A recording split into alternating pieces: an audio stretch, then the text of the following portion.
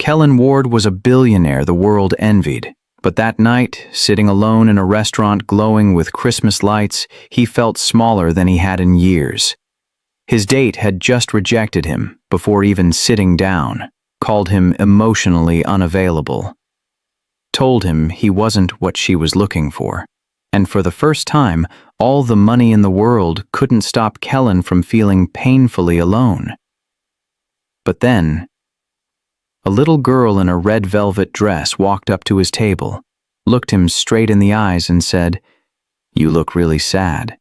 Did someone leave you?"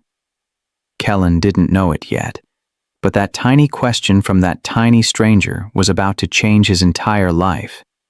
Before we dive into this story, tell us where in the world you're watching from, and don't forget to subscribe to support us here on the channel. Let me take you back to where it all started. Kellen Ward stared at his reflection in the restaurant window and barely recognized himself. The world knew him as a billionaire investor, the man behind half the city's skyline. Tonight, he just felt small. He tugged at his sweater collar. His assistant told him to dress casual. "She thinks you're just a regular guy," they'd said. "No company names, no private jets, just Kellen." He agreed because secretly he wanted that. To be seen as a person, not a headline. The restaurant glowed with Christmas lights. Couples laughed at tables, friends clinked glasses. A tree in the corner sparkled with white ornaments. Holiday music played softly through hidden speakers. He checked his watch. 7 minutes past meeting time. It was fine. Traffic, makeup, nerves. People ran late. He picked up the small box in his hand, thumb brushing the gold ribbon. Not a ring, just a simple silver bracelet he'd chosen carefully. A symbol of possibility. His phone buzzed. A text from his friend who set this up. "She's almost there. Be yourself. You've got this."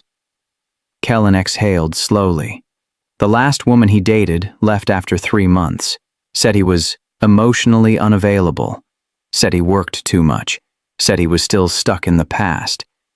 Maybe she was right. But tonight felt different. This woman didn't know about his money. Didn't know about the penthouse or the private accounts. She knew a version of him that existed only on paper. Interests, hobbies, favorite movies. The hostess walked toward him with a bright smile. "Mr. Ward, your date just arrived." His heart kicked up. He stood smoothing invisible wrinkles from his sweater. A woman in a deep red dress approached. Confident, polished, beautiful. She matched the picture his friend sent. She stopped at the table, studying him. "Kellen?" she asked. "Yes. It's good to—" she interrupted with a small laugh. "Wow. You really are exactly what they said." He frowned slightly. "What did they say?" She glanced around, then leaned in. "Look, I'm sure you're fine. But my friend told me you're emotionally unavailable, work-obsessed, and still hung up on someone from your past." His stomach dropped. "I don't do projects," she continued. "I don't do men trying to fix themselves with relationships." He blinked, stunned. "You haven't even sat down." "I don't need to," she said gently. "I can see it in your eyes." His throat tightened. "I hope you find what you're looking for," she added, already turning away. "But it's not me, especially not at Christmas." She walked toward the exit, perfume fading behind her. Kellen stood there alone. Rejection rang louder than the carols. The hostess pretended not to notice. Other diners glanced over, then quickly looked away. He sank slowly back into his chair, staring at the empty seat across from him. The gift box sat on the table, mocking him. He'd imagined this going differently. Nervous, laughter, awkward questions, a spark of something real. Instead, he got diagnosed like a medical report and dismissed. A server approached carefully. "Would you still like to see the menu, sir?" Kellen almost said no. Almost left. But walking out now felt like defeat. "Yes," he replied quietly. "I'll stay." The server nodded and left. Kellen stared at the second unused glass. He picked up his phone, reading messages he didn't want to answer. For a moment he wished he wasn't rich, wasn't known, wasn't anything special, just someone worth a chance. He blinked away the sting in his eyes. Lonely at the top wasn't just a phrase. It was his life. Kellen ordered food he didn't want. The server brought water, bread, a menu he pretended to read. Around him, the restaurant buzzed with life. A couple 2 tables over fed each other dessert. A family sang happy birthday off-key. Christmas music played through it all. He felt invisible. His phone buzzed again. Work emails, board meeting reminders, investors asking about year-end projections. He ignored all of it. The food arrived. He took 1 bite and set his fork down.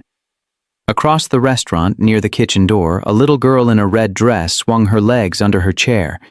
She held a worn teddy bear and watched the room with curious eyes. Her mother sat across from her, wearing a simple black dress. She looked tired, but smiled at something her daughter said. Kellen noticed them briefly, then looked away. He pulled out the small gift box again, turned it over in his hands. The bracelet inside cost more than most people made in a month, but it felt worthless now. Emotionally unavailable. The words replayed in his head. Maybe she was right. Maybe everyone who left him was right. Maybe he was broken in ways money couldn't fix. His assistant had been excited about tonight. "This is good for you, Kellen. You need to connect with people again." He tried. He really did. But every time he got close to someone, they either wanted his money or ran from his past. He thought about leaving, going home to his penthouse, pouring expensive whiskey he wouldn't taste, staring at the city lights until exhaustion finally pulled him under. The little girl in the red dress laughed at something. The sound cut through the restaurant noise like a bell. Kellen glanced over again. She was pointing at the Christmas tree, saying something to her mother. Her mother smiled, but Kellen saw the exhaustion in her eyes, the kind that came from working too hard for too little. He recognized that look. His own mother had it before she left when he was 10. Said she couldn't do it anymore. Said his father's money didn't make up for his absence. Kellen grew up alone in a mansion with rotating staff and empty chairs at dinner tables. He swore he'd be different. But here he was, 42 years old.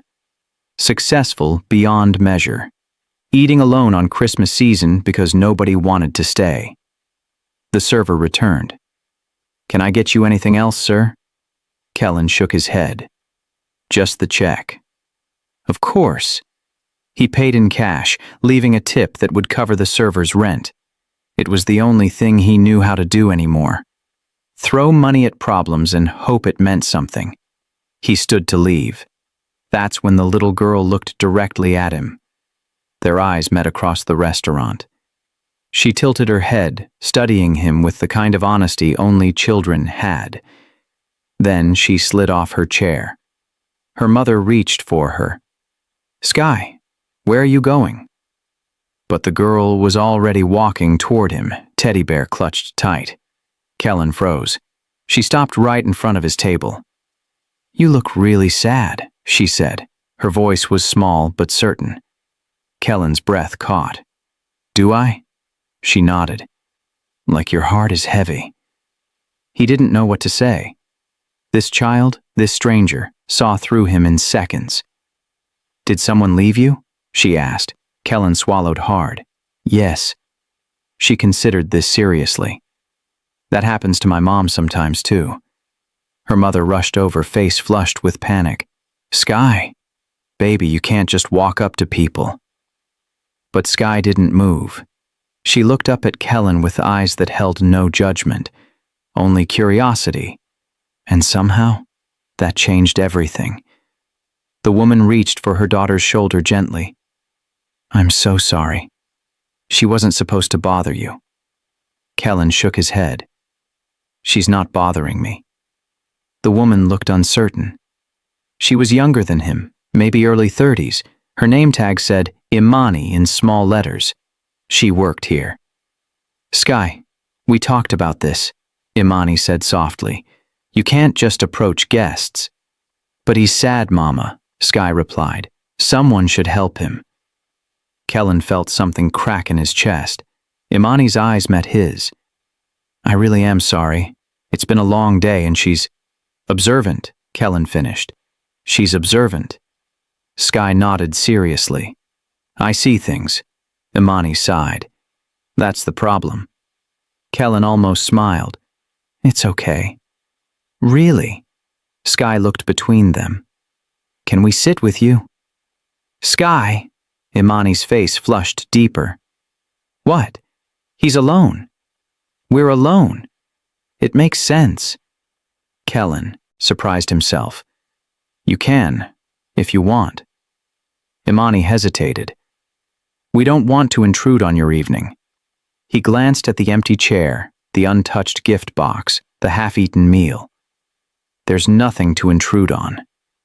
Something in his voice made Imani pause. She recognized that tone, the one that came from loss, not choice. Please, Mama, Sky whispered. Imani looked at her daughter, then back at Kellen. Against every instinct telling her to stay in her lane, to not cross boundaries between staff and guests, she nodded. Just for a few minutes, she said. Sky climbed into the empty chair immediately. Imani sat beside her, posture stiff, clearly uncomfortable. I'm Sky, the girl announced. This is my mama, Imani. And this is Mr. Buttons. She held up the teddy bear. Kellen's throat felt tight. I'm Kellen. Huh, that's a nice name, Sky said. Why were you eating alone? Sky, Imani warned. But Kellen answered. Someone was supposed to meet me. They decided not to stay. Sky frowned. Why? They said I wasn't what they were looking for. Sky thought about this. That's mean. Kellen shrugged. Maybe they were right. No, Sky said firmly. If someone leaves before they even know you, that's their mistake, not yours. Imani's eyes widened. Where did her 8-year-old learn to say things like that? Kellen stared at the child. You're very wise. My daddy used to say that, Sky replied. Her voice got quieter. Before he went to heaven. The table went silent. Imani touched her daughter's hand. Baby, you don't have to. It's okay, Mama, Sky said. I like talking about him. Kellen felt his heart squeeze. When did he pass? Last Christmas, Sky said. He got really sick. He promised he'd be there for presents, but he didn't wake up. Imani's jaw tightened, fighting tears. Kellen didn't know what to say. What could anyone say to that? I'm sorry, he managed. Sky nodded. Me too. Mama's still sad. She thinks I don't see it, but I do. Imani looked away, blinking rapidly. Kellen saw it then. The exhaustion wasn't just from work. It was from grief, from carrying a child's questions she couldn't answer, from smiling through pain so her daughter wouldn't worry. I lost someone too, Kellen said quietly. A long time ago. Imani looked back at him. Did it stop hurting? Sky asked.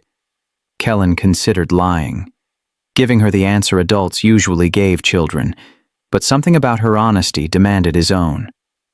No, he admitted. But you learned to carry it differently. Sky nodded like she understood. Imani's expression softened. She saw him now, not as a guest, not as someone above her station, as someone who knew what it felt like to lose.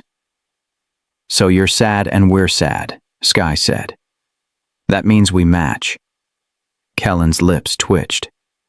I guess it does. Then we should be friends, Sky decided. Just like that. Simple. Final. Decided. Kellen looked at this little girl in her red dress with her worn teddy bear and felt something he hadn't felt in years. Chosen. A server walked by and paused, noticing Imani sitting at a guest table. His expression tightened. Imani saw it and started to stand. "We should go." "Why?" Sky asked. "Because I'm working, baby. I shouldn't be sitting with guests." Kellen spoke before thinking. "You're not working right now. You're on break." Imani blinked. "I'm not on break." "You are now," Kellen said. He looked at the server. "She's taking her break, with me." The server hesitated, glanced between them, then nodded stiffly and walked away. Imani stared at Kellen. "You didn't have to do that." "I know," he said.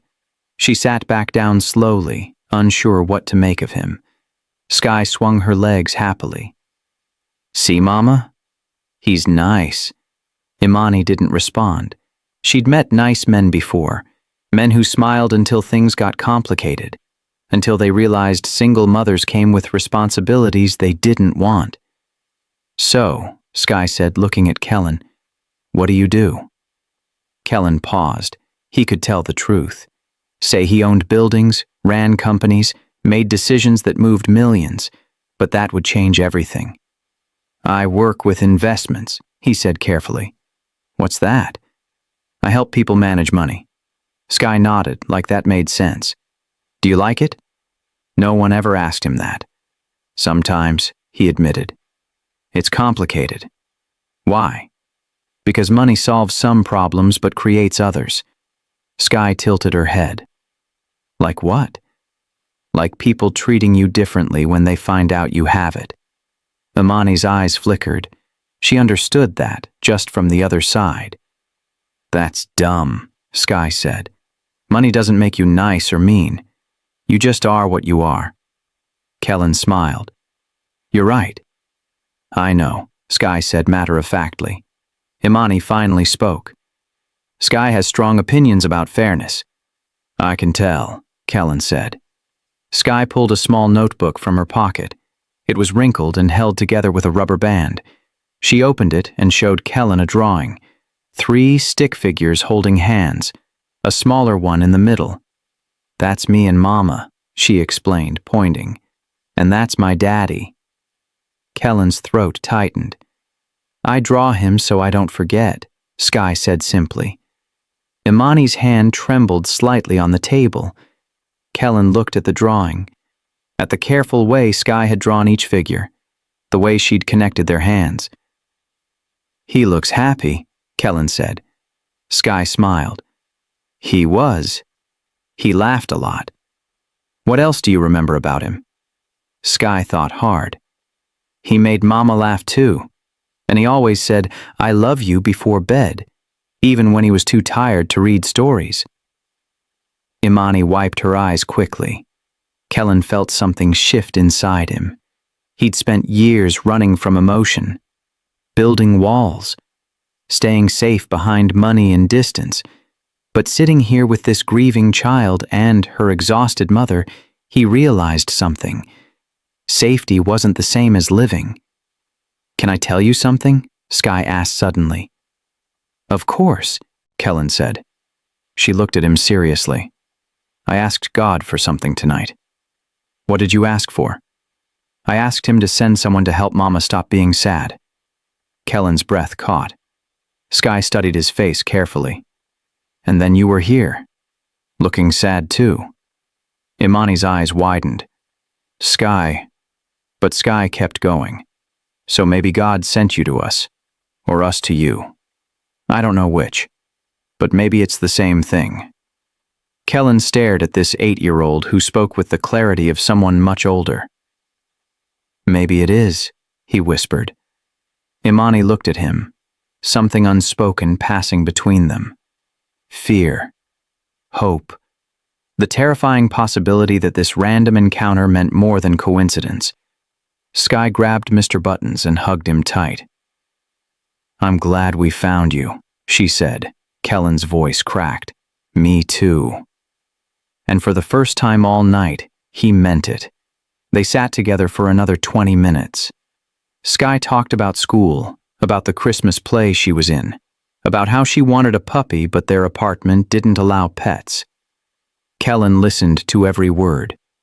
Imani watched him carefully. Most people glazed over when children talked too much. But Kellen leaned in, asked questions, remembered details. It made her nervous. "What's your favorite thing about Christmas?" Sky asked him. Kellen thought about it. "Honestly, I don't have one anymore." "Why not?" "I usually spend it alone." Sky's face fell. "That's really sad." "It's okay, I'm used to it." "Being used to sad doesn't make it better," Sky said. Imani touched her daughter's hand. "Sky, that's enough questions." But Sky wasn't done. She looked at Kellen with an intensity that made him feel seen in a way he hadn't been in years. "Can I ask you something important?" she said. "Sure," Kellen replied. Sky glanced at her mother, then back at him. She took a breath like she was gathering courage for something huge. "My daddy's gone," she began slowly. "And Mama works really hard, but she's lonely. I see it even when she smiles." Imani's breath caught. "Sky, and you're lonely too," Sky continued. "I can tell." Kellen nodded slowly. "I am." Sky squeezed Mr. Buttons tighter. Her next words came out quieter, more vulnerable. "Can you be my new dad?" The restaurant noise disappeared. Everything stopped. Kellen stared at her, unable to speak. Imani's face went pale. "Sky, you can't just—" But Sky's eyes stayed locked on Kellen. Waiting. Hopeful. Terrified. "I know that's really big," she whispered. "And maybe it's weird to ask, but I feel safe with you. Like how I felt with my daddy." Kellen's heart hammered in his chest. No one had ever asked him for anything like this. People wanted his money, his connections, his influence. But this child wanted him. Just him. Imani stood quickly. "I'm so sorry. She doesn't understand what she's asking." "Yes, I do," Sky said, tears forming in her eyes. "I know Daddy's not coming back. I know that. But it still hurts, and Mama still cries when she thinks I'm asleep, and I just want—" Her voice broke. Kellen felt something crack wide open inside him. He knelt down beside her chair so they were eye level. "Sky," he said gently, "that's the bravest thing anyone's ever asked me." She wiped her eyes. "Is that a no?" "It's not a no," he said carefully. "But it's a really big question. And I need to be honest with you." She nodded, waiting. "I don't know if I'd be good at it," he admitted. "I never had a dad who showed me how." "Me neither now," Sky whispered. Kellen's throat burned. "But if you're asking if I want to try, if you're asking if I'd like to be in your life—" "I am," she said. He looked up at Imani. She stood frozen, tears streaming down her face, one hand covering her mouth. "Then yes," Kellen said quietly. "I'd like that." Sky launched forward and hugged him around the neck. He caught her instinctively, holding this small, trembling child who'd just asked him the one question that terrified and healed him at the same time. Imani sank back into her chair, overwhelmed. People at nearby tables stared. The server who'd been watching stood in the corner, confused. But none of it mattered, because in the middle of a restaurant on a night when Kellen thought he'd lost everything, a little girl in a red dress asked him to be her father, and he said yes. Not because he knew what he was doing, but because for the first time in his life, someone wanted him for reasons money couldn't buy. Sky pulled back, smiling through tears. "Really? Really?" Kellen whispered. She hugged Mr. Buttons. "See, I told you God would send someone." Kellen looked at Imani. She stared back, terrified and hopeful in equal measure. "We should talk," she said shakily. "Yes," he agreed, "we should." Because what just happened changed all three of their lives, and none of them knew what came next. Imani pulled Sky gently to the side. "Baby, go wash your hands. I need to talk to Kellen alone for a minute." Sky hesitated. You're not going to tell him to leave, are you? No, Imani said softly. I just need to talk to him. Adult to adult. Sky looked at Kellen. Promise you'll be here when I get back. I promise, he said. She nodded and walked toward the restroom, clutching Mr. Buttons. The moment she was out of earshot, Imani turned to Kellen. Her expression had shifted. The softness was gone. What are you doing? She asked quietly. I'm not sure I understand. You just told my daughter you'd be her father, Imani said. Do you have any idea what that means to her? Kellen met her eyes. I think I do. No, you don't, Imani said, voice shaking. You don't know what it's like watching your child grieve. Watching her ask why Daddy didn't wake up. Why God took him.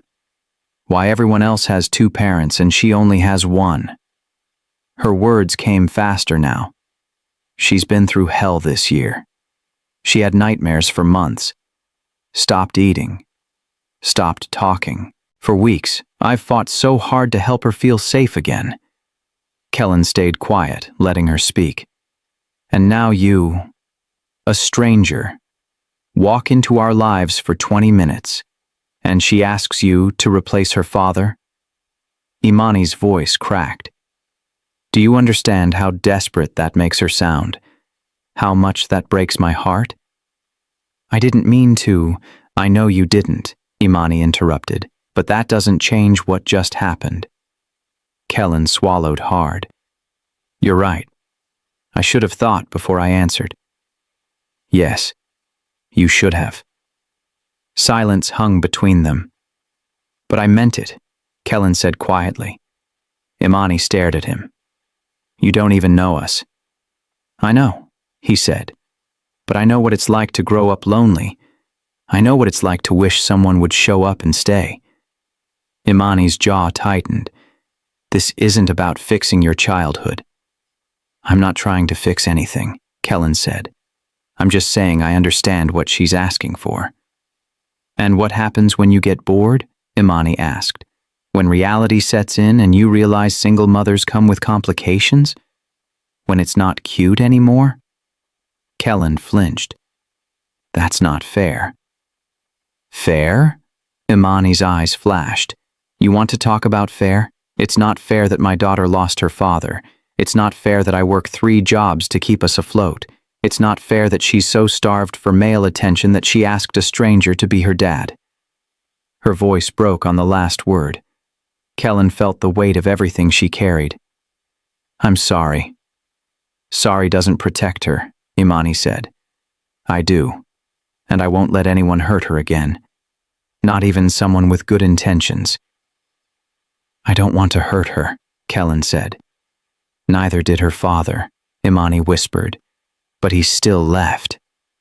The words hit like a punch. Kellen understood then. This wasn't about him. This was about every person who'd ever left them, every promise that got broken, every hope that died. What do you want me to do? He asked. Imani looked toward the restroom where Sky had gone. I don't know. Do you want me to leave? She hesitated. Part of me does. And the other part? Imani's eyes filled with tears. The other part is terrified that if you leave now, it'll break her. Kellen stepped closer carefully. Then tell me what you need. I need to know you're serious, Imani said. I need to know this isn't some billionaire savior fantasy. Kellen froze. How did you... Your watch costs more than my rent, Imani said flatly. Your shoes are custom. You tipped that server $200 for bringing water? He looked down, caught. So, before my daughter gets more attached, Imani continued, I need to know if you're actually willing to show up. Not just tonight, not just when it's convenient, but when it's hard, when it's messy, when it's real. Kellen met her eyes. I am, he said. Prove it, Imani replied. Sky emerged from the restroom, smiling when she saw them still talking. See, she said. You didn't leave. Kellen's heart squeezed. No, he said. I didn't. Imani watched him carefully, walls still up but cracking just slightly. "We should exchange numbers," she said quietly. It wasn't trust, but it was a start. They exchanged numbers outside the restaurant. The night air was cold, their breath visible in small clouds.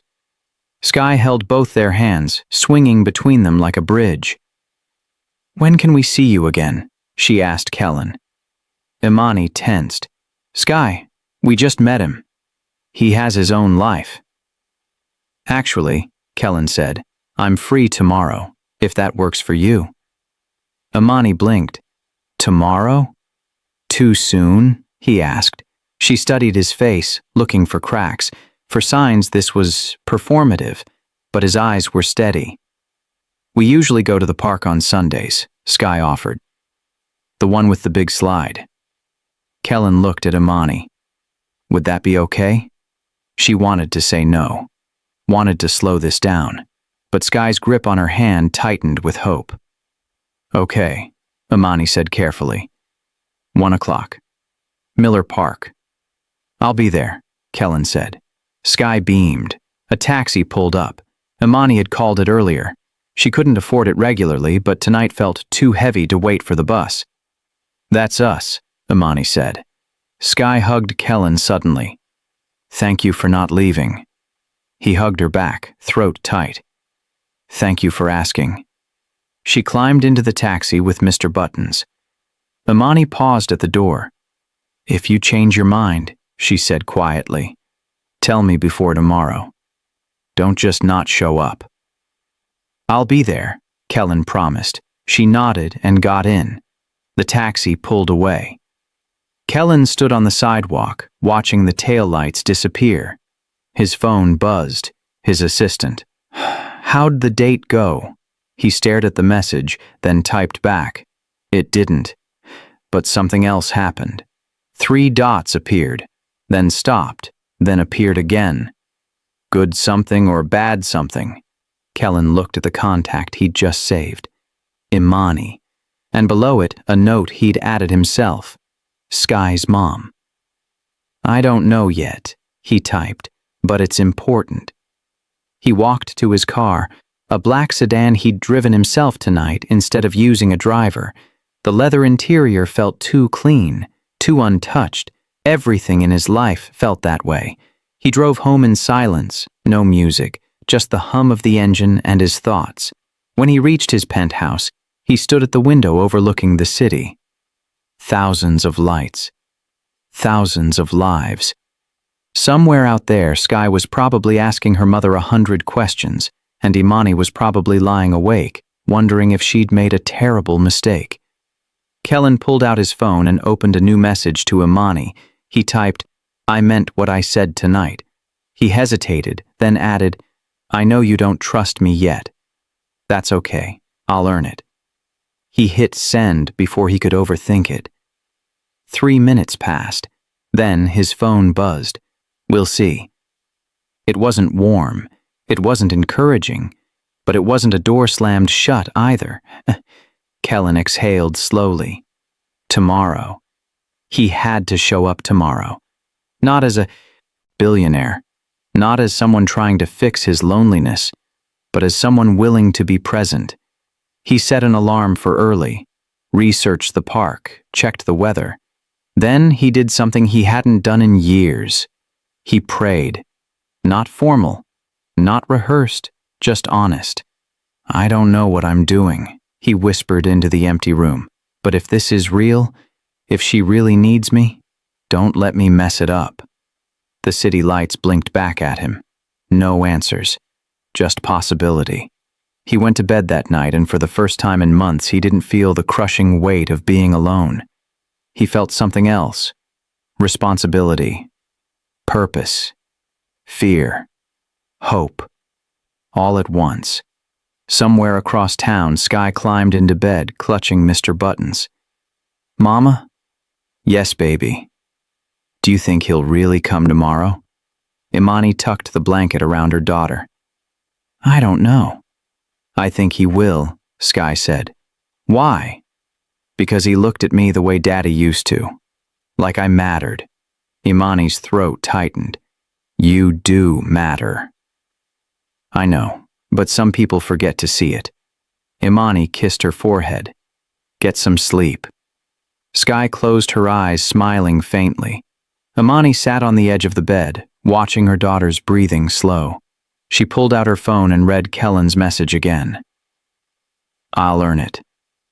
She wanted to believe him, but she'd believed before, and belief had left her alone with a grieving child and a stack of unpaid bills. Tomorrow would tell her what she needed to know. If Kellen showed up, maybe he was different. If he didn't, she'd protect her daughter the way she always had. Alone. Kellen woke up at 6 in the morning. He couldn't sleep. His mind kept replaying the night before. Sky's question, Imani's warning, the weight of what he'd agreed to. He made coffee he didn't drink, checked his phone every 10 minutes. The park meeting wasn't until 1. He had 7 hours. At 8, his assistant called. You're up early, Marcus said. Everything okay? Yeah, Kellen replied. Just thinking. About what? Kellen hesitated. I met someone last night. The blind date? I thought she canceled. She did. I met someone else. A kid. Silence on the other end. A kid? Marcus repeated carefully. Her name is Sky. She's 8. She asked me to be her father. More silence.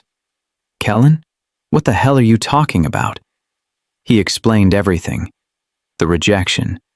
The girl in the red dress. The question that changed his night. Marcus listened without interrupting. So let me get this straight, Marcus said finally. A random child asked you to replace her dead father and you said yes? When you say it like that, it sounds insane.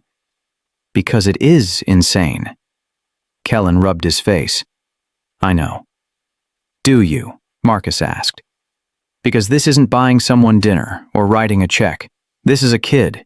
Kids need consistency, stability, not someone experimenting with feelings. I'm not experimenting. Then what are you doing? Kellen didn't have an answer. Look, Marcus said softer now. I know you've been lonely. I know last night hurt. But don't make life-changing decisions because you're feeling vulnerable. This isn't about me being vulnerable. Isn't it?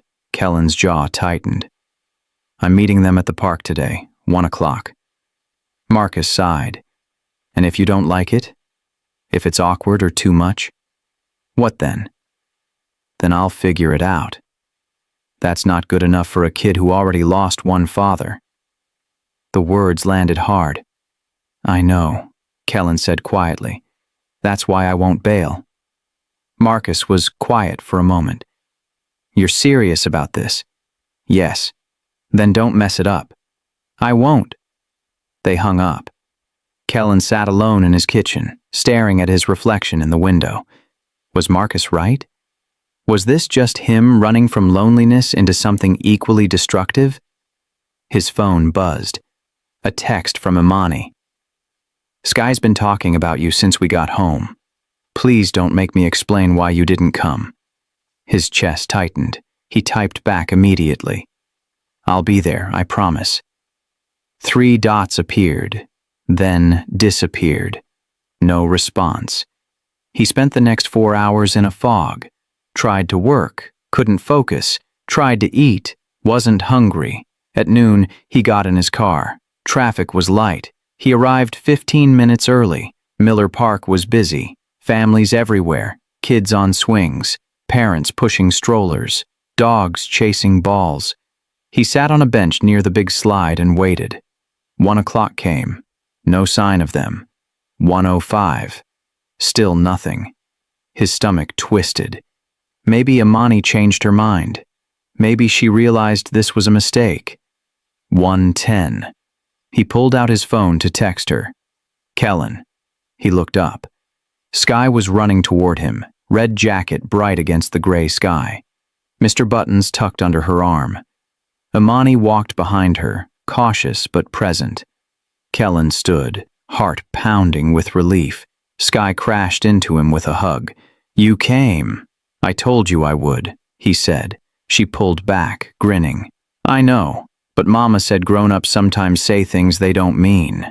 Kellen looked at Imani. She didn't apologize for the comment.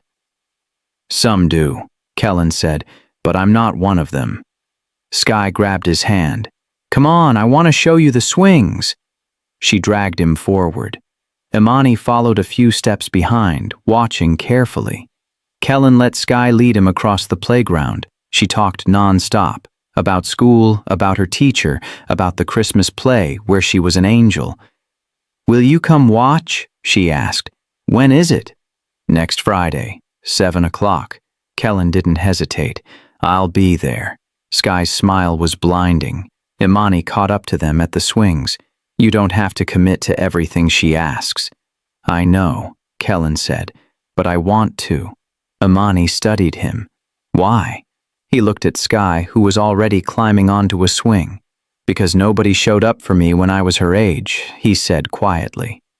And I know what that feels like. Imani's expression softened, slightly. Push me, Sky called. Kellen walked over and pushed the swing gently. Sky laughed, leaning back as she rose higher.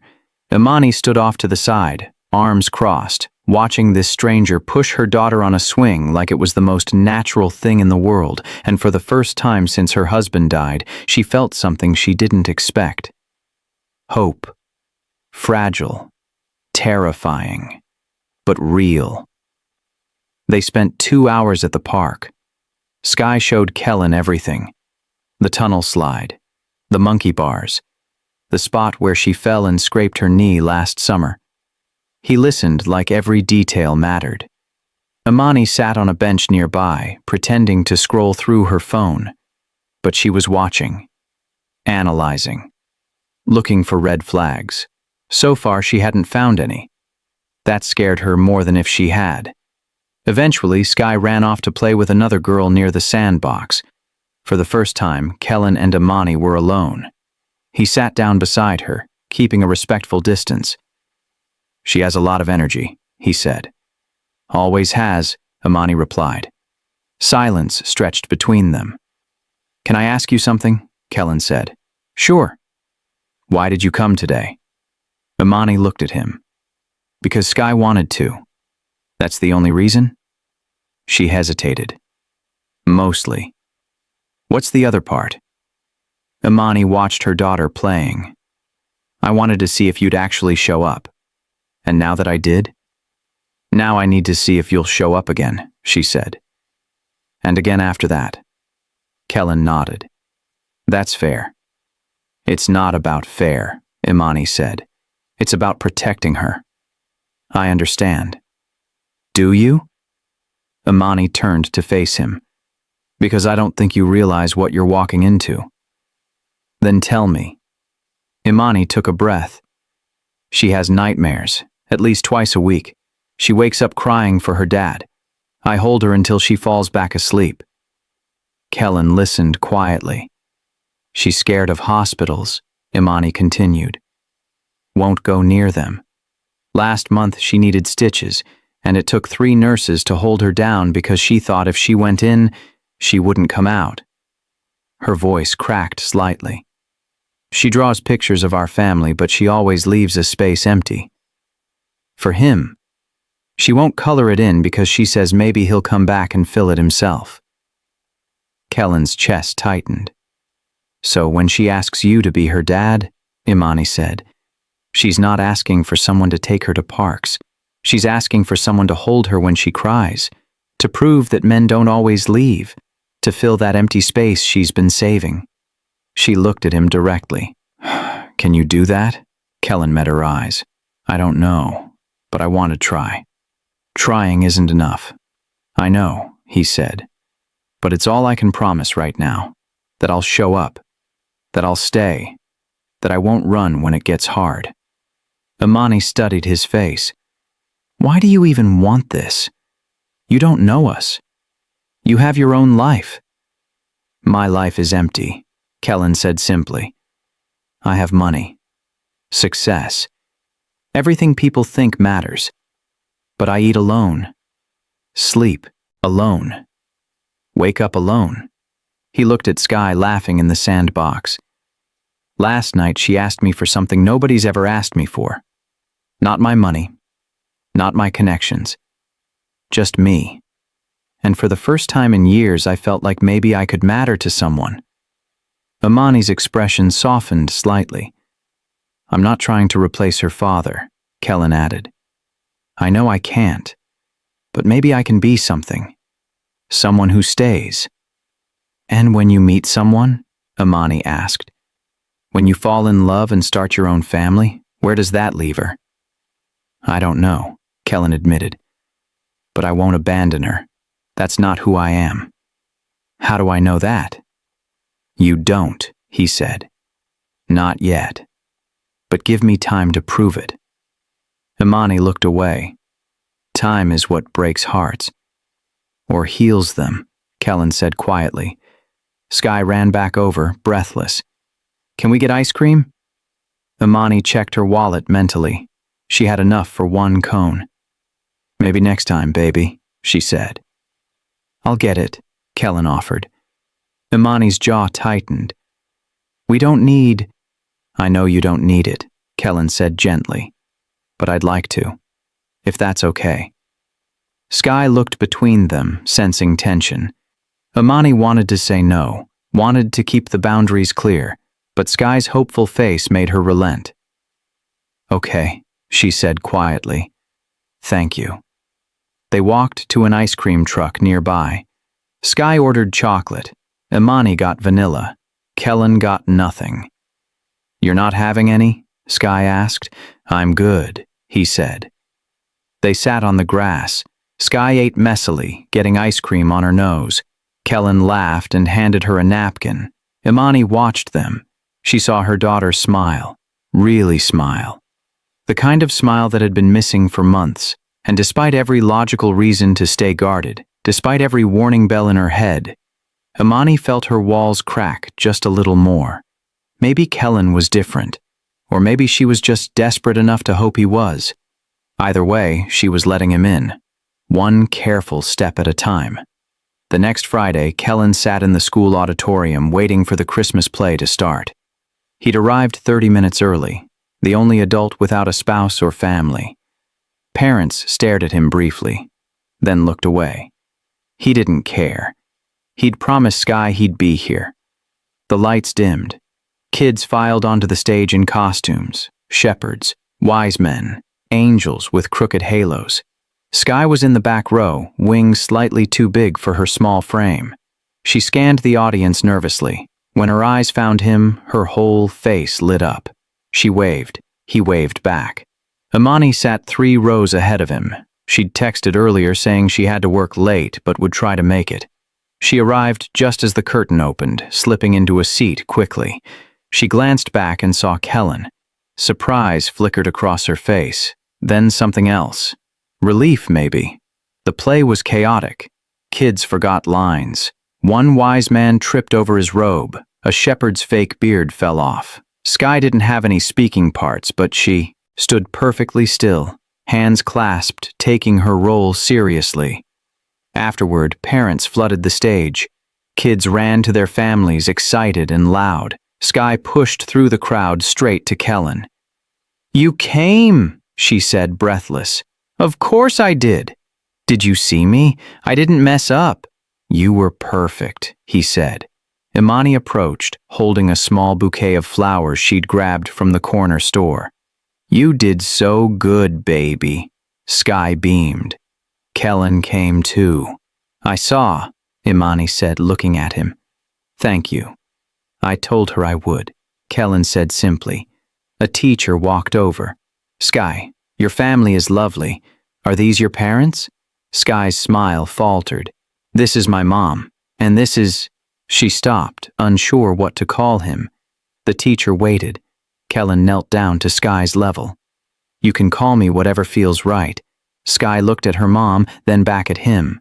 This is Kellen. He's my friend. Special friend, she added quickly. The teacher smiled politely and moved on, but the moment lingered.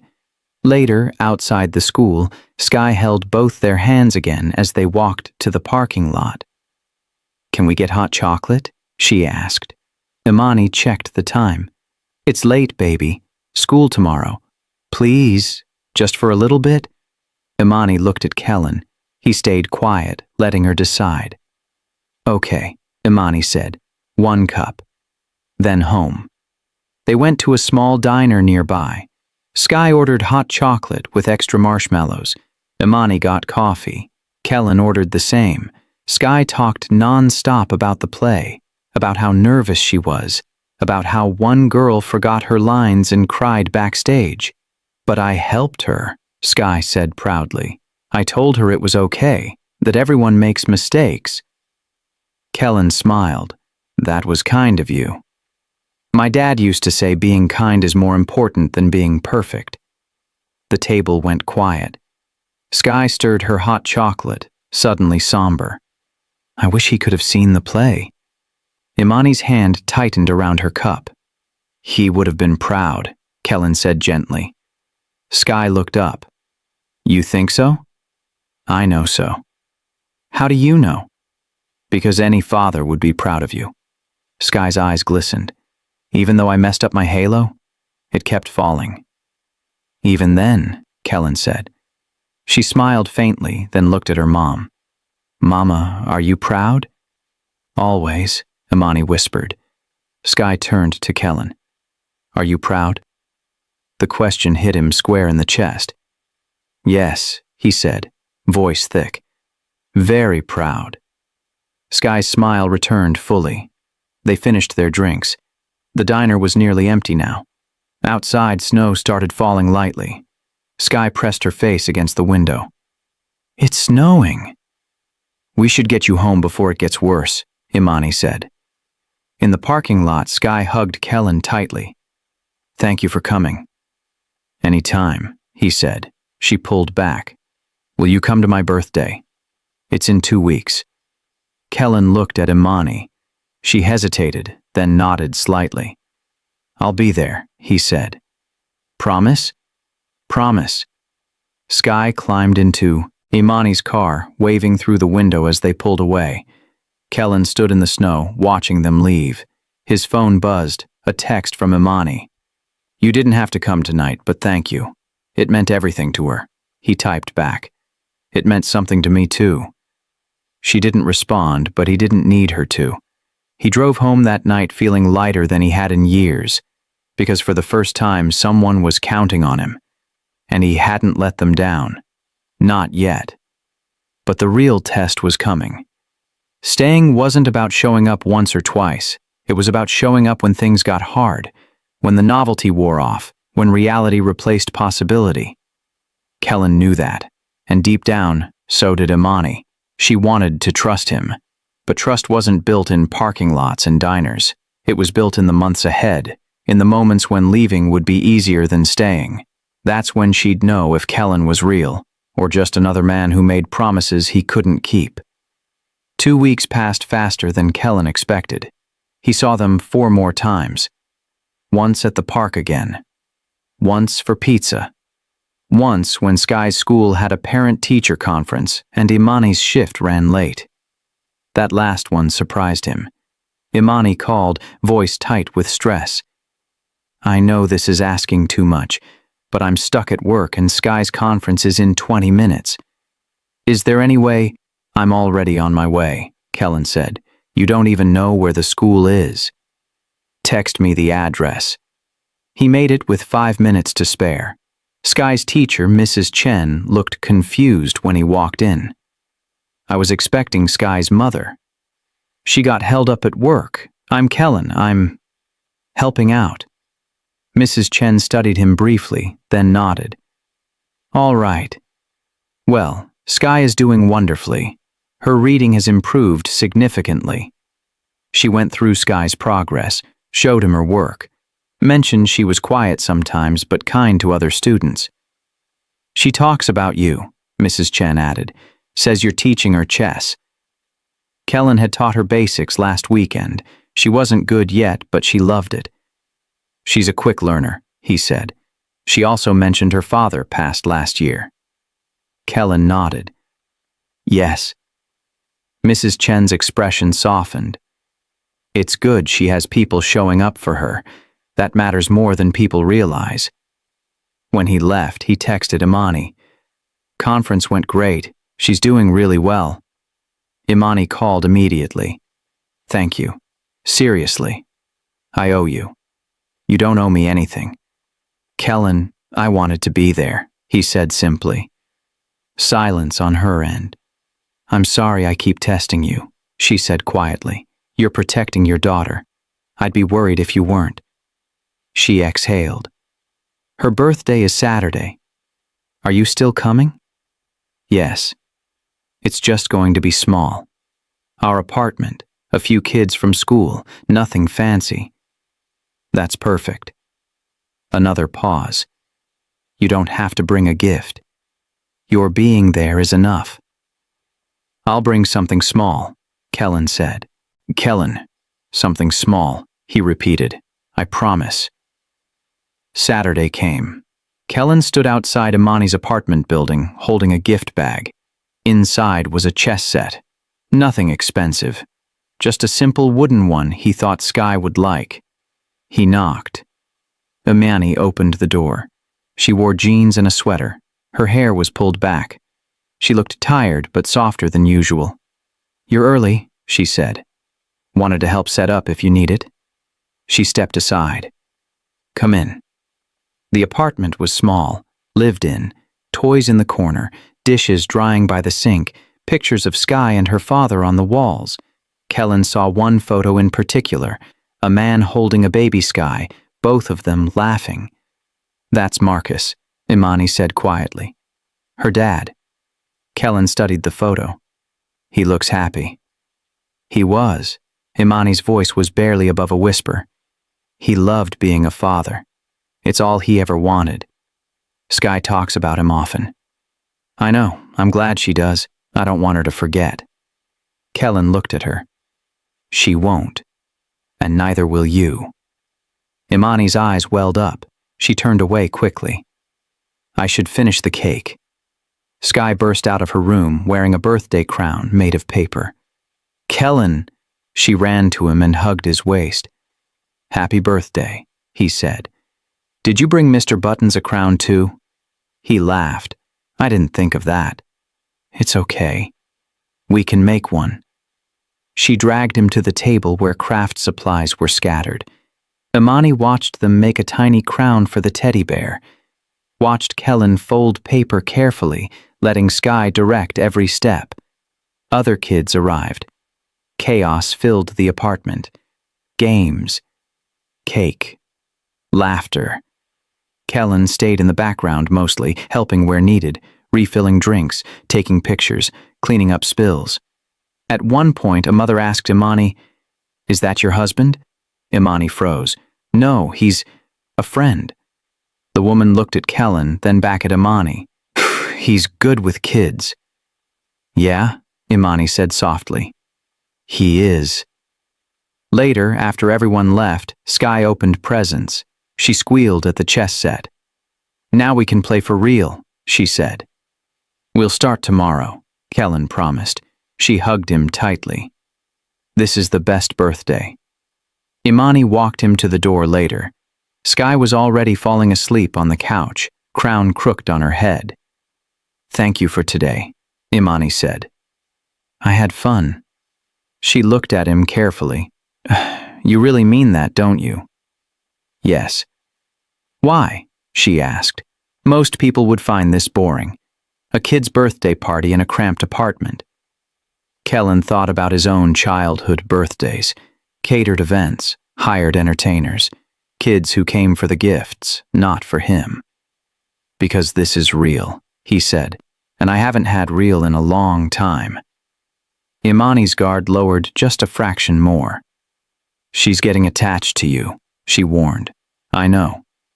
So am I, Imani admitted quietly. Kellen's breath caught. That terrifies me, she added. Me too, he said. They stood there, the weight of what was happening settling between them. Good night, Kellen, Imani said softly. Good night. He left, but something had shifted. They weren't just strangers anymore. They were becoming something else, something neither of them knew how to name yet. But it was there, growing, fragile, real. 3 days after the birthday party, Imani called Kellen at 11 at night. He answered immediately. "Hello? I'm sorry to call so late." Her voice was shaking. "It's Sky. She's having a nightmare and she's asking for you." Kellen was already grabbing his keys. "I'm on my way." "You don't have to. What's your address again?" She gave it to him. He made it in 15 minutes. Imani opened the door before he could knock. Her eyes were red. "She won't calm down," Imani whispered. "She keeps saying she can't breathe." Kellen heard crying from the bedroom. "Can I go in?" he asked. Imani nodded. He walked to Sky's room. She was curled on her bed, clutching Mr. Buttons, sobbing. "Sky?" he said gently. She looked up, face wet with tears. "Kellen?" "I'm here." She reached for him. He sat on the edge of her bed and she climbed into his lap, shaking. "I dreamed Daddy was leaving again," she cried, "and I tried to stop him, but he wouldn't stay." Kellen held her carefully. "That sounds really scary." "It was. And then you left too. And Mama. And I was alone." Her sobs came harder. "I'm not leaving," Kellen said quietly. "I'm right here." "Promise?" "Promise." She clung to him tighter. "My chest hurts." "That's because you're scared. Let's breathe together, okay?" He showed her how to breathe slowly. In through the nose, out through the mouth. She copied him, hiccuping through tears. They sat like that for 10 minutes. Slowly, her breathing steadied, her grip loosened. "Better?" he asked. She nodded against his chest. "Do you want to talk about it?" "I don't want people to leave me," she whispered. "Everyone always leaves." "Not everyone," Kellen said. "Daddy did. He didn't want to. But he still did." Her voice broke. "And what if you do too?" Kellen's throat tightened. "Sky, look at me." She lifted her head. "I can't promise nothing bad will ever happen," he said. "But I can promise I'm not going anywhere by choice. Do you understand?" She studied his face. "You mean it?" "I mean it." She hugged him again. "Can you stay until I fall asleep?" "Of course." He laid her back down, tucking the blanket around her. She held Mr. Buttons with one hand and reached for Kellen's hand with the other. "Tell me a story," she said quietly. "What kind?" "A happy one." Kellen thought for a moment. Then he started telling her about a little girl who was brave enough to talk to strangers, who asked big questions, who had a smile that could light up a whole room. Sky's eyes grew heavy. "Is that story about me?" she murmured. "Yes." "I like it." Within minutes, she was asleep. Kellen stayed for another 10, making sure she wouldn't wake. Then he carefully slipped his hand free and walked out. Imani was sitting on the couch, head in her hands. He sat beside her. "She's asleep." Imani looked up, eyes filled with tears. "Thank you. I didn't know what else to do." "You did the right thing calling me." "She's never asked for anyone but me before," Imani said. "Not since Marcus died." Kellen stayed quiet. "She's letting you in," Imani continued. "Really letting you in. And that terrifies me." "Why?" "Because if you leave, it'll destroy her." Kellen met her eyes. "I'm not leaving." "You say that now." "I mean it," he said firmly. "I know you don't fully trust me yet, but I'm not going anywhere." Imani's lip trembled. "How can you be so sure?" "Because I know what it's like to be that kid," Kellen said. "The one waiting for someone to stay. And I swore if I ever had the chance to be that person for someone else, I wouldn't walk away." A tear slipped down Imani's cheek. "What if you're too good to be true?" "I'm not," he said. "I'm just a guy who showed up. That's all." "That's everything," Imani whispered. They sat in silence for a moment. "Do you want coffee?" she asked finally. "Sure." She made 2 cups. They sat at her small kitchen table, speaking in low voices so they wouldn't wake Sky. "Can I ask you something?" Imani said. "Anything." "Why don't you have kids of your own?" Kellen looked into his cup. "Never met the right person. And honestly, I didn't think I'd be good at it." "You're good with Sky." "Sky makes it easy." Imani smiled faintly. "She does." "What about you?" Kellen asked. "Do you want more kids?" "I don't know. Maybe someday. If I ever meet someone who—" She trailed off. "Who what?" "Who stays?" she finished quietly. Their eyes met across the table. Something unspoken passed between them. Not a promise. Not yet. But the beginning of one. Kellen left an hour later. As he drove home, he realized something had changed tonight. This wasn't just about Sky anymore. It was about all 3 of them. Becoming something together, something fragile, something real, something worth protecting. The next morning, Kellen woke to a text from Sky. Imani must have let her use her phone. "Thank you for coming last night. Love, Sky." He stared at the word love for a long time. Then he texted back, "Anytime. Hope you slept better." 3 dots appeared immediately. "I did. Mama says you can come for dinner tonight if you want." Kellen smiled. He typed, "I'd like that." "What time?" 6. Mama's making spaghetti." "I'll be there." He went to work that day but couldn't focus. His assistant noticed. "You've checked your phone 12 times in an hour," Marcus said. "What's going on?" "Nothing." "Is this about that kid?" Kellen looked up. "Her name is Sky." Marcus raised his hands. "Okay, Sky, how's that going?" "Good, really good." "And the mom?" Kellen hesitated. "What about her?" "Come on, Kellen. You're spending all your free time with them. Are you interested in her or just the kid?" "Both," Kellen admitted. "Maybe. I don't know yet." Marcus sat down. "Be careful. This isn't just dating. You're walking into a ready-made family. That's complicated." "I know." "Do you?" "Because if this doesn't work out, you're not just breaking up with a woman, you're abandoning a kid who already lost one father." "I'm not going to abandon her." "You don't know that," Marcus said. "What if you and the mom don't work out?" "What then?" Kellen didn't have an answer. Marcus softened. "Look, I'm not trying to be harsh. I just don't want you to hurt them. Or yourself." "Neither do I," Kellen said quietly. That evening, he showed up at Imani's apartment with flowers. Nothing expensive, just a small bouquet from the corner store. Imani opened the door, surprised. "You didn't have to bring anything." "I wanted to." She took them, a small smile on her face. "Thank you." Sky ran over. "Kellen, come see what I drew today." She pulled him to the table where papers covered every inch. Drawings of stick figures, families, houses. One had 3 people holding hands under a rainbow. "That's us," Sky said, pointing. "You, me, and Mama." Kellen's chest tightened. "It's beautiful." "I'm putting it on the fridge." She ran to grab a magnet. Imani stood beside him, arms crossed. "She draws you into everything now." "Is that okay?" he asked.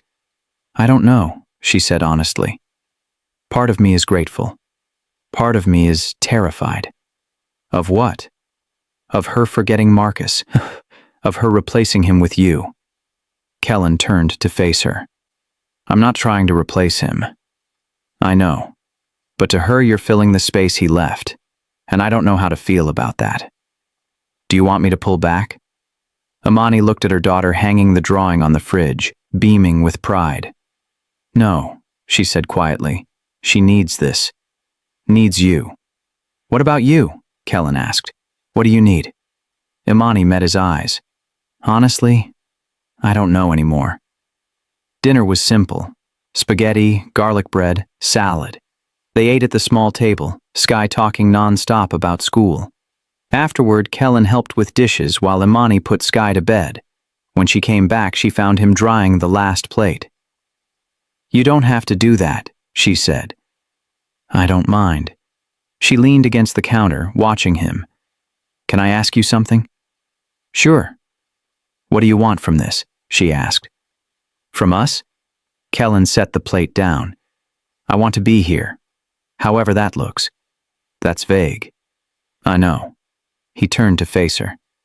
"But I don't want to put pressure on something that's still figuring itself out." "So you're just..." "What? Playing house?" "No," he said firmly. "I'm showing up. Being present, hoping that's enough for now." Imani studied him. "And if I asked you to define this? To say what we are?" "What do you want us to be?" he asked. She looked away. "I don't know. I haven't thought about dating since Marcus died. Haven't wanted to. And now?" She met his eyes. "Now I'm confused. Because I like having you around. Sky loves you. But I don't know if I'm ready for what that means." Kellen stepped closer. "Then we don't have to define it. We just keep showing up. For her. For each other. And see where it goes." Imani's eyes glistened. "What if it goes nowhere?" "Then at least we tried." "And Sky?" "She'll still have me," Kellen said. "No matter what happens between us, I'm not walking away from her." Imani's breath hitched. "You can't promise that." "Yes, I can." They stood there, inches apart, the weight of everything unsaid pressing between them. "I want to believe you," Imani whispered. "Then believe me." She searched his face for lies, for cracks, for anything that would prove he was too good to be true. She found nothing. Just a man standing in her kitchen, promising to stay. "Okay," she said finally. "Okay? I'll try. To trust you. To let this happen."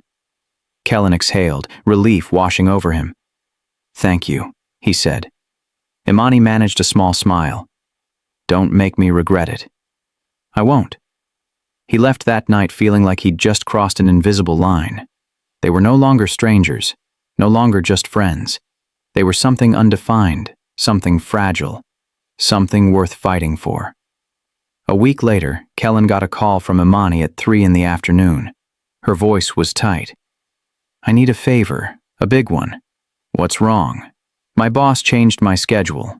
I have to work tonight until midnight. Sky's babysitter canceled." Kellen didn't hesitate. "I'll watch her." "Kellen, it's 7 hours. I can't ask." "You're not asking. I'm offering." Silence. "Are you sure?" Imani asked. "Completely." She exhaled. "Okay, I'll drop her off at 6. Is that okay?" "Perfect." He spent the next 3 hours panicking. He'd never watched a kid alone before. What if she got hurt? What if something went wrong? He texted Marcus. "What do I do with an 8-year-old for 7 hours?" Marcus replied, "Movies, snacks, keep her alive, that's it." Helpful. At 6, Imani arrived with Sky and an overnight bag. "I packed her pajamas in case she falls asleep," Imani said. "Her toothbrush is in the side pocket. She needs to be in bed by 9. "Got it."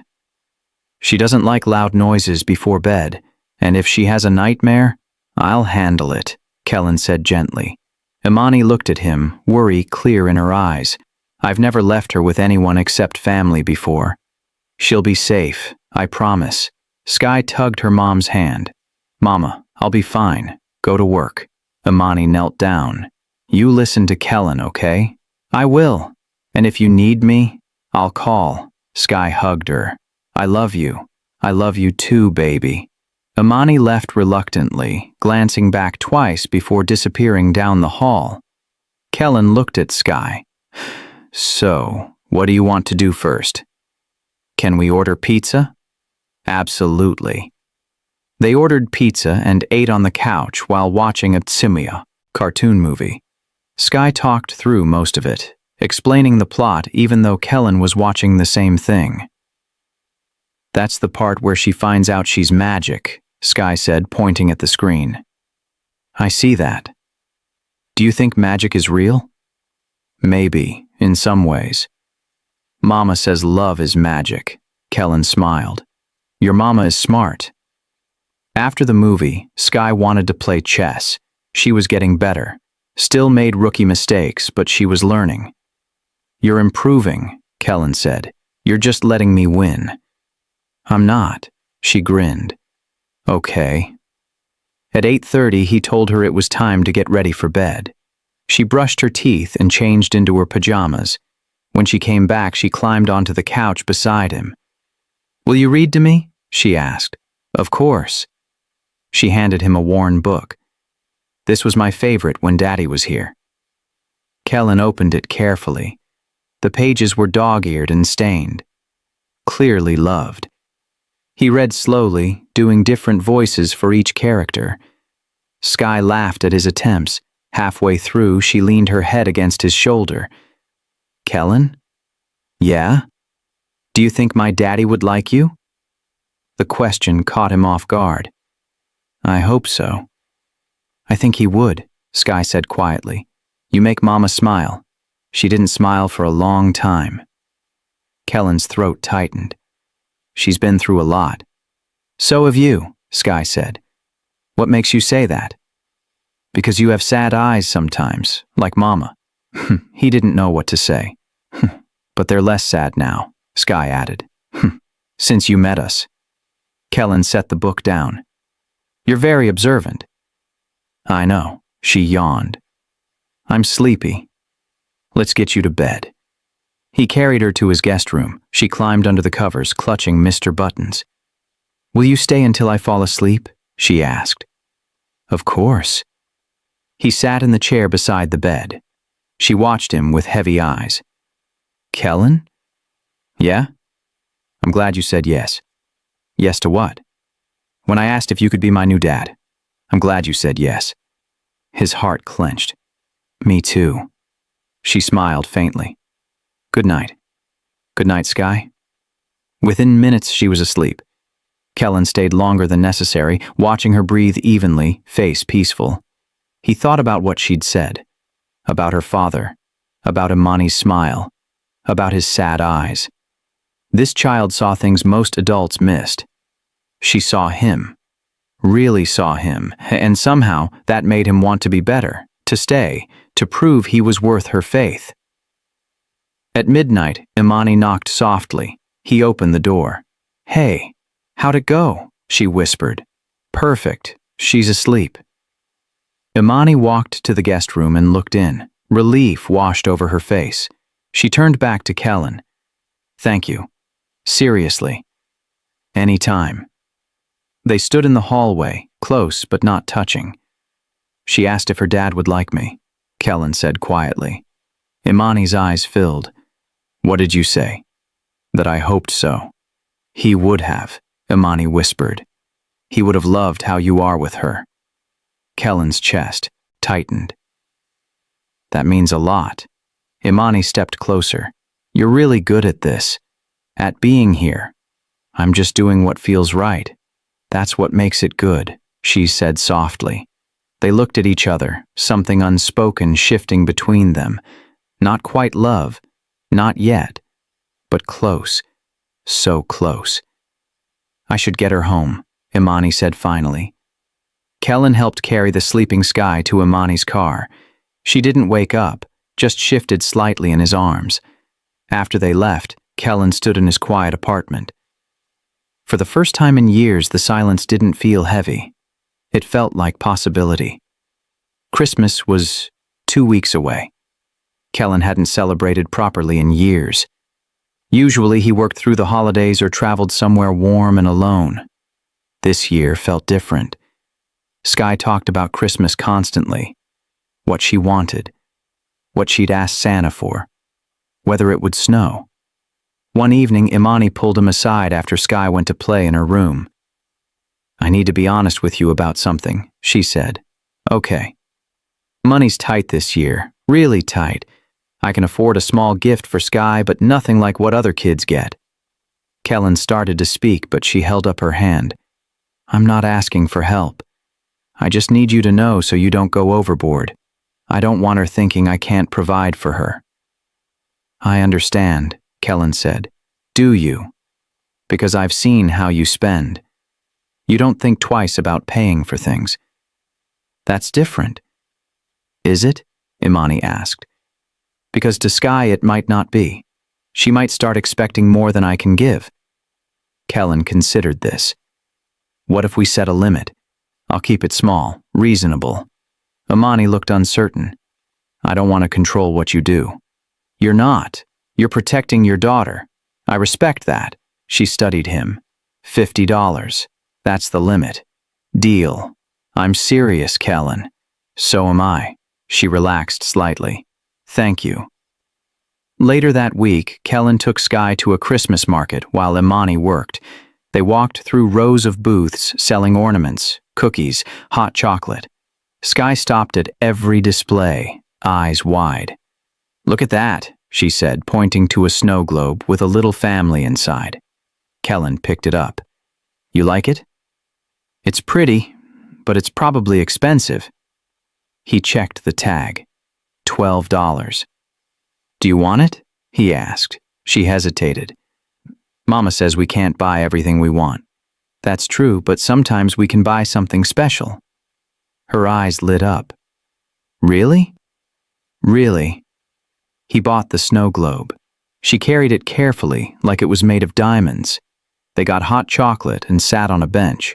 Sky swung her legs, sipping carefully so she wouldn't spill. "Kellen?" "Yeah?" "What are you doing for Christmas?" "I'm not sure yet." "Why? Do you have family?" "Not really. My parents passed away a long time ago." Sky frowned. "So you'll be alone?" "I'm used to it." "That's sad," she said. "You should come to our house." Kellen smiled. "That's up to your mom. She'll say yes. I know she will." That night, when he dropped Sky off, she ran inside yelling, "Mama! Kellen should come for Christmas." Imani appeared in the doorway. "Sky, you can't just invite people without asking." "But he doesn't have anyone," Sky said. Imani looked at Kellen. "Is that true?" He shrugged. "I usually spend it alone." "It's fine." "It's not fine," Sky insisted. "Nobody should be alone on Christmas." Imani bit her lip. "We're not doing anything fancy, just us, small dinner, a few gifts." "Sounds perfect," Kellen said. "You don't have to. I want to," he said, "if you'll have me." Imani's expression softened. "Okay, Christmas Eve, 6 o'clock. Sky cheered. Over the next 2 weeks, Kellen found himself looking forward to Christmas for the first time in years. He bought gifts carefully. A puzzle for Sky. A nice scarf for Imani. Nothing excessive. Nothing that would break the promise he made. He wrapped them himself, badly. The paper was crooked, and the tape showed. Marcus noticed the gifts in his office. "You're really doing this." "Doing what?" "Playing house. Pretending this is your family." Kellen looked up sharply. "I'm not pretending." "Then what are you doing?" "I'm being there for people who matter to me." Marcus sighed. "I hope you know what you're doing." "So do I," Kellen admitted. Christmas Eve came. Kellen stood outside Imani's apartment, holding the gifts, heart pounding. He'd negotiated million-dollar deals without breaking a sweat. But this, showing up to a small Christmas dinner with 2 people who'd let him into their lives, terrified him. He knocked. Sky opened the door wearing a red dress and reindeer antlers. "You're here." She hugged him immediately. Imani appeared behind her, wearing a simple green sweater. She looked nervous but smiled when she saw him. "Merry Christmas," she said softly. "Merry Christmas." He stepped inside. The apartment smelled like roasted chicken and cookies. A small tree stood in the corner, decorated with handmade ornaments. Under it were 3 gifts, one for Sky from Imani, one for Imani from Sky, and one Kellen didn't recognize. "Sky made that one for you," Imani said quietly. Kellen looked at her, then at Sky. "You made me a gift?" Sky nodded shyly. "It's not store-bought, but I made it myself." His throat tightened. "Can I open it now?" "After dinner," Imani said. "That's the rule." They ate together at the small table. The food was simple but delicious. Sky talked nonstop, asking Kellen about his favorite Christmas memory. He told her about one Christmas when he was 7. His mother had still been around then. She'd made hot chocolate and they'd watched the snow fall together. "That's a good memory," Sky said. "It is." "Now you have a new one," she said. "With us." Kellen looked at Imani. Her eyes were soft, vulnerable. "Yeah," he said quietly.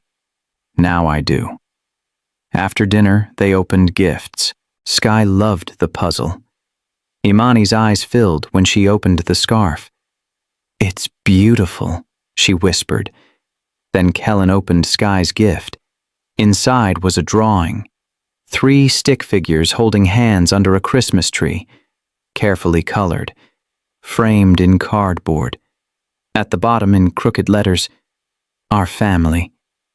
Kellen couldn't speak. Sky watched him nervously. "Do you like it?" He pulled her into a hug. "I love it." She hugged him back tightly.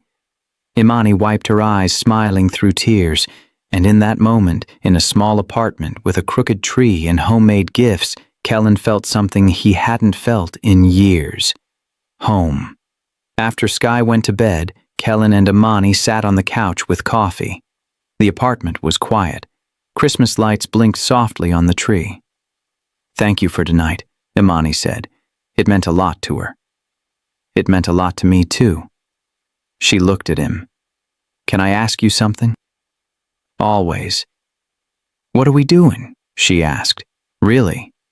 Kellen set his cup down. "What do you mean?" "This," she gestured between them. "You're here all the time. You're in our lives. Sky calls you family. But we've never talked about what this actually is." He stayed quiet, letting her continue. "I need to know," Imani said. "Are you here because of her, or because of me too?" Kellen met her eyes. "Both." "That's not an answer." "Yes, it is," he said. "I came into your lives because of Sky, but I'm staying because of both of you."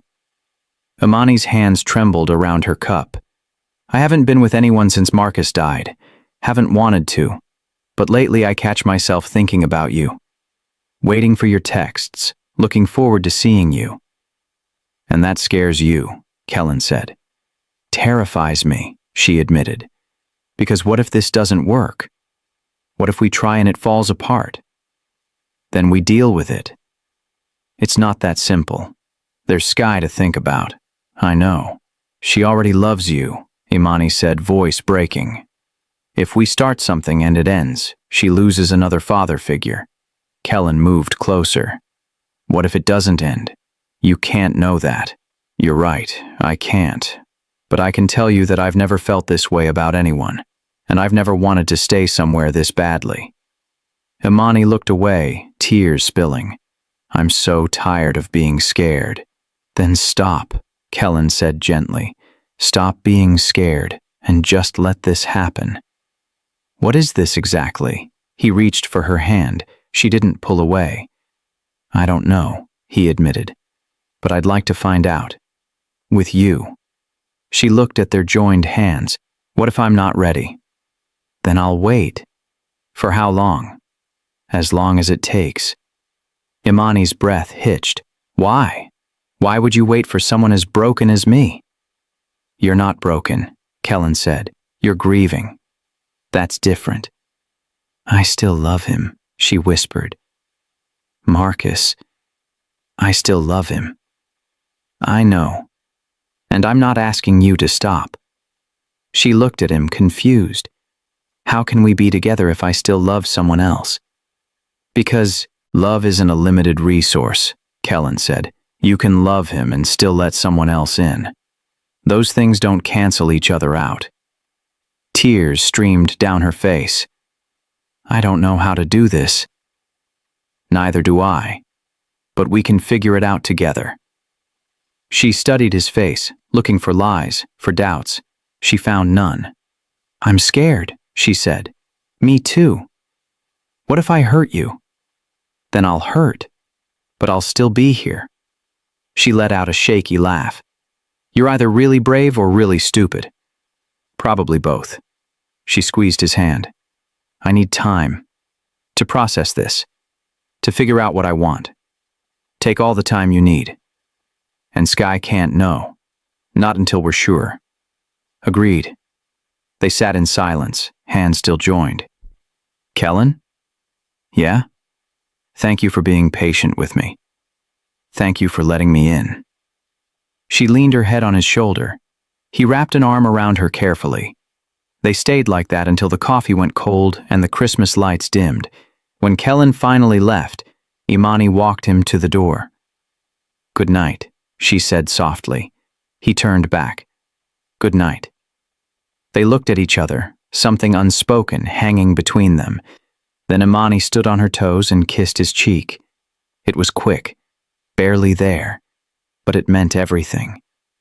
Merry Christmas, she whispered. Merry Christmas. He walked to his car, heart racing. That night, lying in bed, he couldn't stop smiling.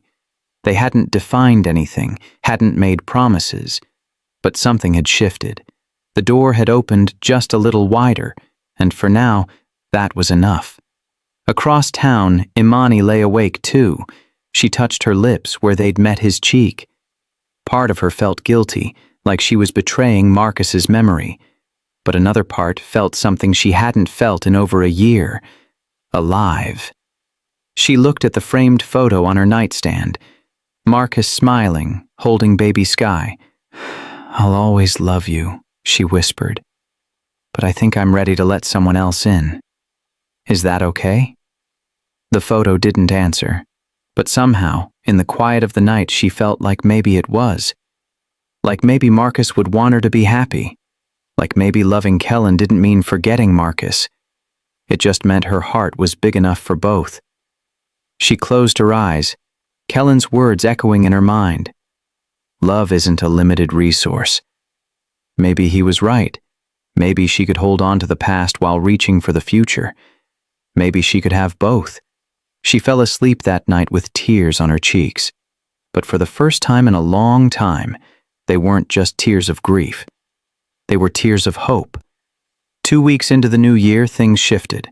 Kellen and Imani started texting more. Late at night after Sky was asleep. Early in the morning before work. Nothing dramatic, just check-ins.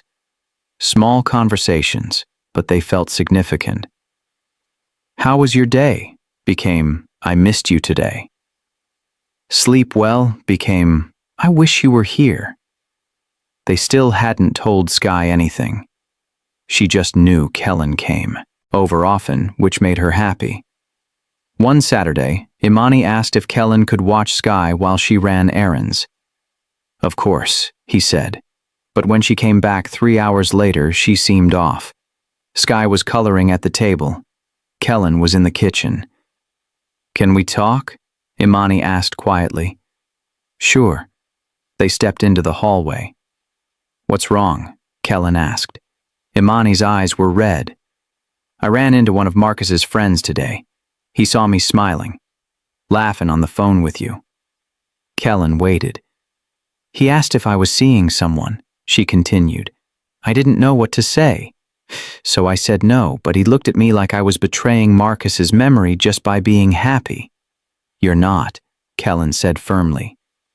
It feels like I am, she whispered. Everyone expects me to stay frozen in grief. Like moving forward means I didn't love him enough. That's not true. Isn't it? Her voice cracked. It's only been a year. Maybe I'm moving too fast? Kellen stepped closer. There's no timeline for grief. No rule that says when you're allowed to be happy again. But what if I'm using you? She asked. What if I'm just trying to fill the hole he left? Are you? She looked at him, tears spilling. I don't know. I don't know anything anymore.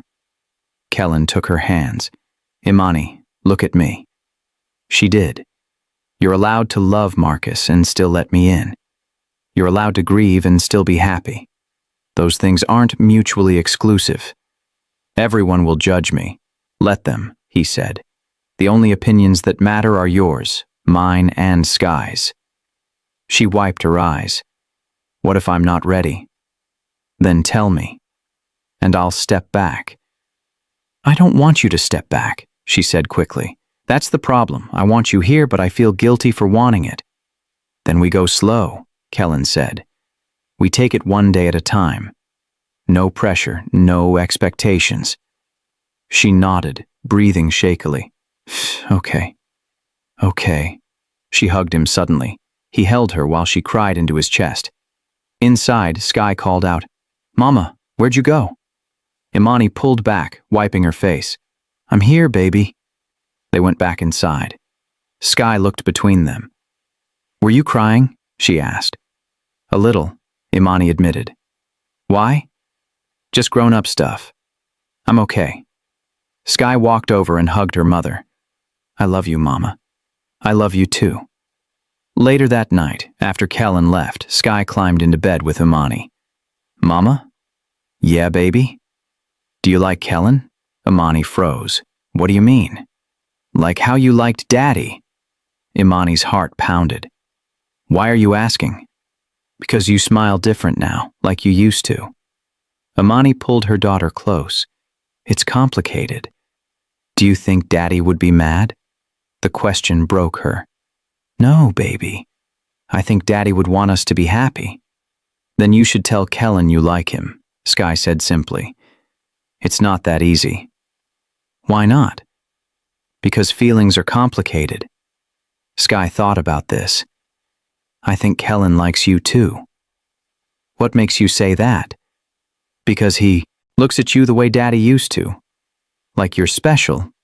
Imani's throat tightened. You're very observant. I know. Sky yawned. Can Kellen be my dad for real? Sky. I know he's not Daddy. But maybe he could be something close. Imani didn't know how to respond. We'll see, she finally said. Now sleep. Sky closed her eyes, content with that answer. But Imani lay awake for hours. Her daughter had just given her permission to move forward. But could she give herself that same permission? The next morning she texted Kellen. Can we talk? Just us, without Sky. He replied immediately. When? Tonight, after she's asleep. I'll be there. That night, Kellen arrived at 9. Sky was already in bed. Imani opened the door, nervous. They sat on the couch, the space between them feeling heavier than usual. I've been thinking, Imani started, about what you said. About love not being limited. Kellen listened. I think you're right, she continued. I think I can love Marcus and still have feelings for you, but I need you to understand something. What? I'm damaged, she said. I have bad days. Days where I can't get out of bed.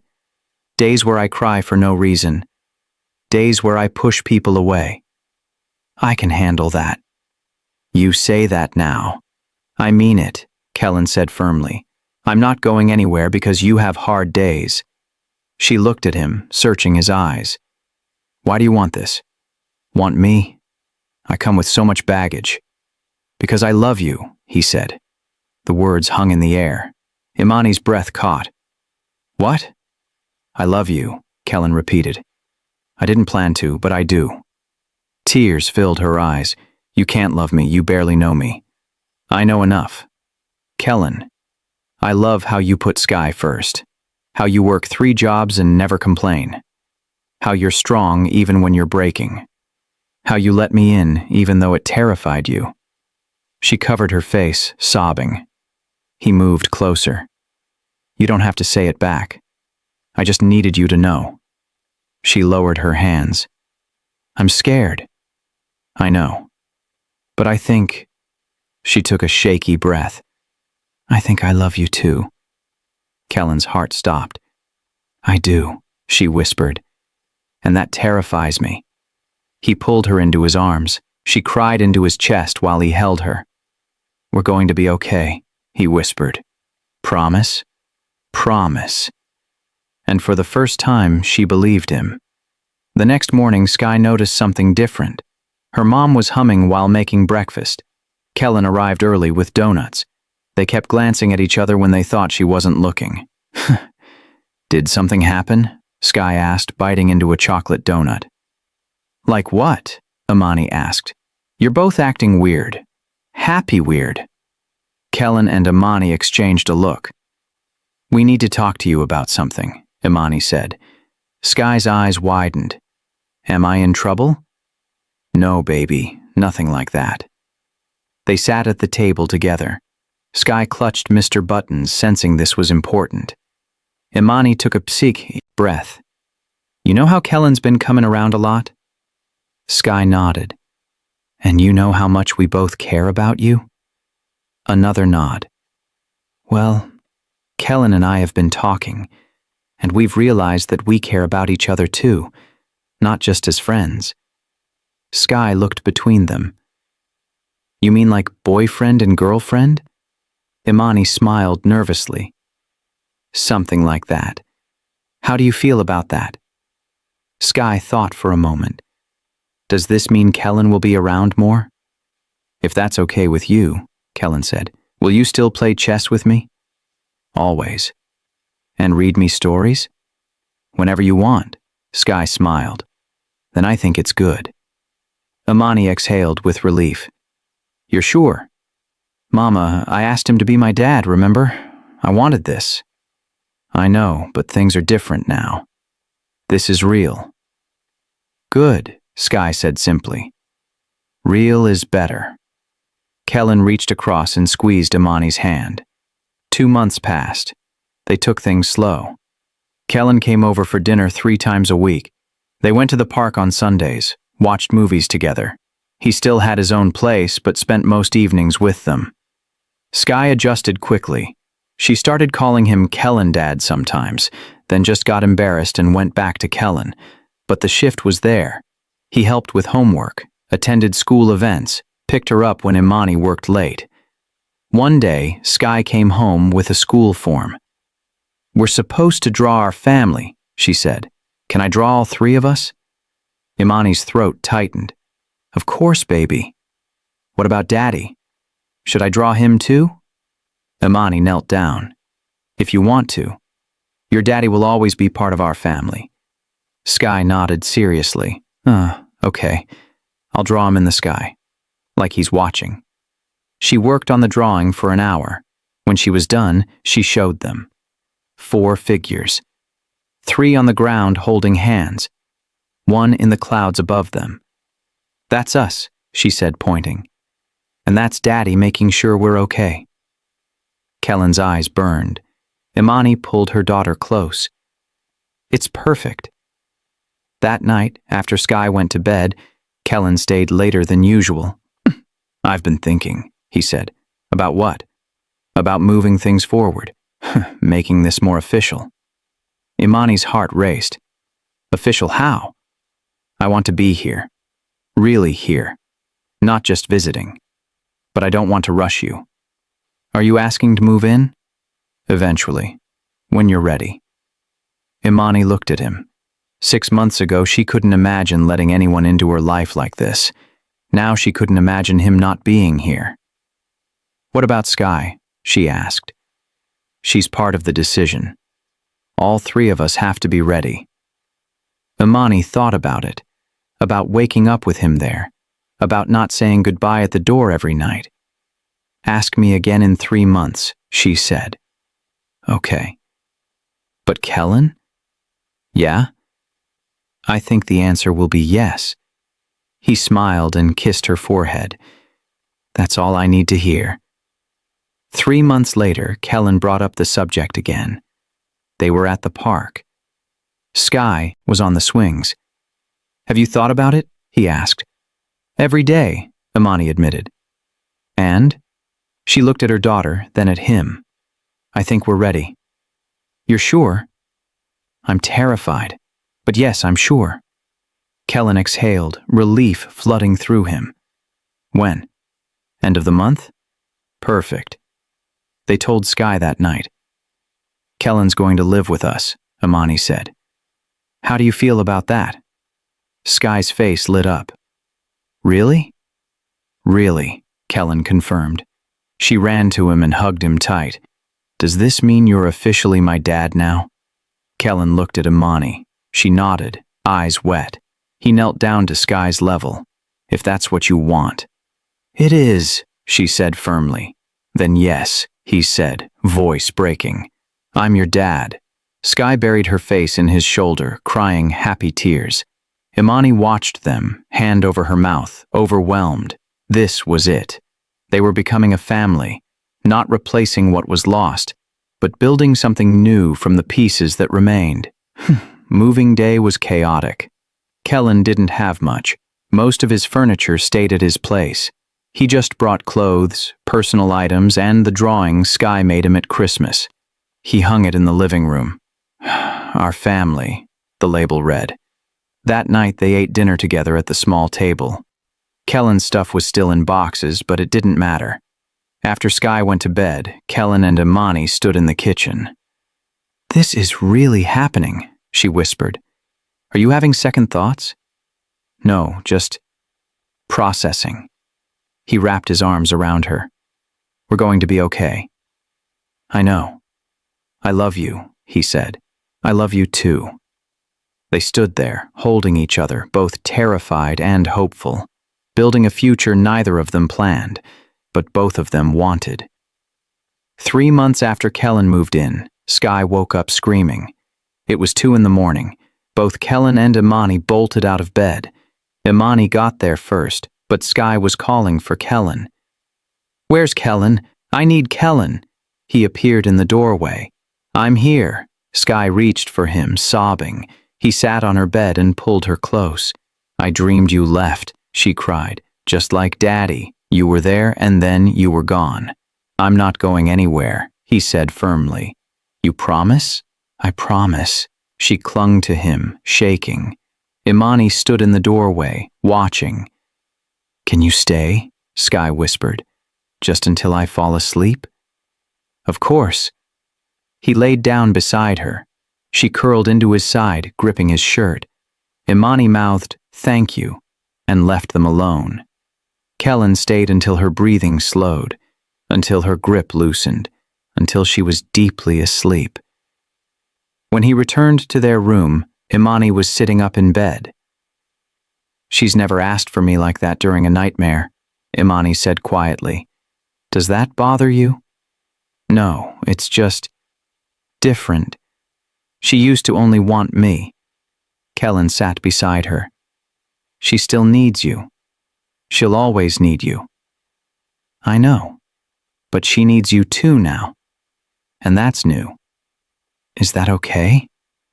Imani smiled, sadly. It's more than okay. It's what I wanted for her. Someone else who loves her like I do. I do love her, Kellen said, like she's mine. Imani's eyes filled. I know you do. The next day, Sky was quiet. At breakfast, she pushed her cereal around without eating. What's wrong, baby? Imani asked. Nothing. Sky, she looked up, eyes red. Am I bad for loving Kellen? Imani's heart broke. What?